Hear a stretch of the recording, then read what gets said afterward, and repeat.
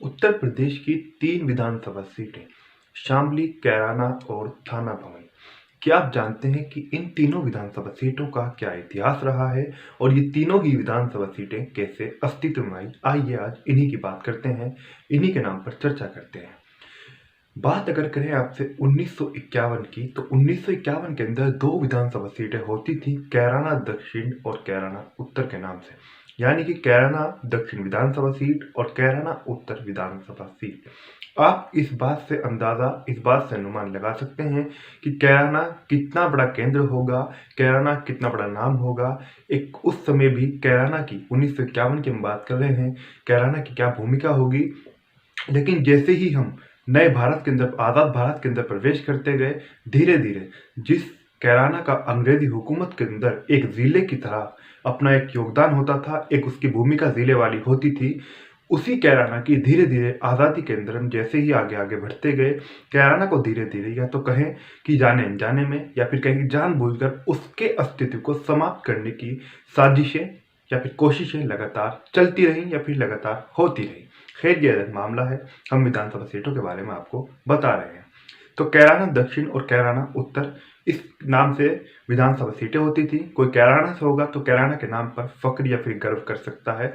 लेकिन बाद में यही विधानसभा सीटें कब कांदा विधानसभा और कब थाना भवन विधानसभा और कब शामली विधानसभा के रूप में बदल गई, उसके बारे में भी जानते हैं।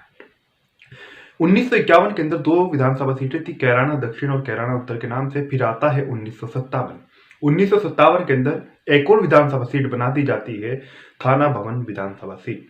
उसके बाद कैराना दक्षिण और कैराना उत्तर का जो सिस्टम था वो सब खत्म, वो सब समाप्त कर दिया गया, क्योंकि फिर कर दिया गया कैराना विधानसभा सीट और थाना भवन विधानसभा सीट, यानी कि 2 विधानसभा सीटें हो गई है। वही, एक तो कैराना और एक थाना भवन। वही जो कैराना उत्तर और कैराना दक्षिण होती थी, उनको कैराना और थाना भवन विधानसभा सीट कर दिया गया।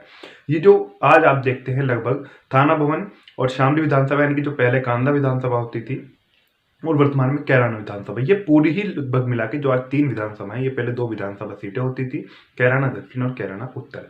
उसके बाद में 1957 में 2 विधानसभा सीटें बन गई, कैराना और थाना भवन। उसके बाद में 1969 में, यानी कि 1969 के अंदर कैराना, थाना भवन और कांदला, अब यानी कि 2 सीटों को 3 सीटें, आसपास के क्षेत्र जोड़े या घटाए जो भी उस समय किए गए होंगे, अब 3 विधानसभा सीटों का ये रूप ले चुकी थी, कैराना और थाना भवन और क्या, कांदला। कांदा विधानसभा सीट रही 2011 तक, 2012 तक आप इसे मान सकते हैं। तो 3 विधानसभा सीट, कैराना, थाना भवन, कांदला। इसके बाद में नई किसी चौथी सीट का जन्म नहीं होता, बल्कि प्रीसीमन के बाद कांदला सीट का नाम बदल कर दिया जाता है शामली। एक और वजह रही होगी, या फिर एक और वजह हो सकती है कि 2011 में ही शामली जिला बना था, 2012 में यूपी के अंदर चुनाव होने थे। अब जो भी उस समय वजह रही हो, हम पूर्णतः यह नहीं कहते कि शामली जिला बन गया इसलिए शामली को विधानसभा सीट बनाया गया, लेकिन जो भी कारण रहा हो, आपको क्या लगता है कि शामली को किस लिए जिला बनाया गया, या फिर किस लिए कांदला को समाप्त कर शामली को विधानसभा सीट घोषित किया गया? तो कांदला 2012 की अगर बात करें, 1969 से कांदला विधानसभा सीट रही, और फिर 2012 के अंदर आकर कांदला विधानसभा सीट नहीं रहती, यानी कि कांदला विधानसभा, जो कांदला जो क्षेत्र है वो आज भी शामली विधानसभा के अंतर्गत आता है। 2012 से अगर हम बात करें तो वर्तमान में ये शामली विधानसभा सीट के नाम से जानी जाती है। आपको हमारे द्वारा दी गई जानकारी कैसी लगी, प्लीज कमेंट करके जरूर बताएं।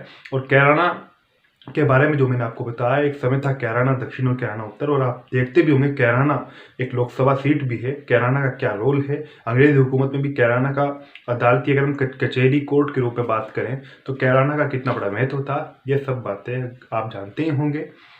तो आपको क्या लगता है कि कैराना के साथ जानबूझकर ये सब किया जा रहा है, या फिर जाने अनजाने के अंदर लगातार कैराना को, चाहे 2011 के अंदर जिला ना बनाया जाना हो, या उससे पहले भी कई मौके छूटे जब कैराना को जानबूझकर नजरअंदाज किया गया? उत्तर प्रदेश के अंदर नए जिलों का गठन पहले भी हुआ है, या फिर विधानसभा सीट वाला मामला हो, और या फिर इसके अलावा जो भी हमने आपको जानकारी दी है आपकी विधानसभा सीटों के बारे में, वो जानकारी आपको कैसे लगी, प्लीज कमेंट करके जरूर बताएं।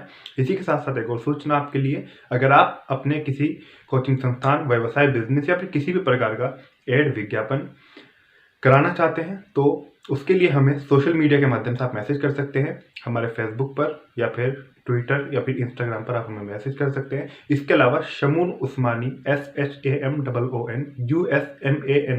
2022 पर भी आप हमें मेल कर सकते हैं, या फिर इसके अलावा आप हमारा कमेंट के अंदर नंबर मांग सकते हैं, वहाँ से आप हमसे संपर्क कर सकते हैं। किसी प्रकार का आप विज्ञापन हमारे चैनल पर अपना ऐड चलवाना चाहते हैं तो आज के वीडियो को यहीं पर रखते हैं, और वीडियो को जितना भी हो सके ज़्यादा से ज़्यादा शेयर करें। वीडियो को आप चैनल को आप सब्सक्राइब तो अभी तक कर ही चुके होंगे।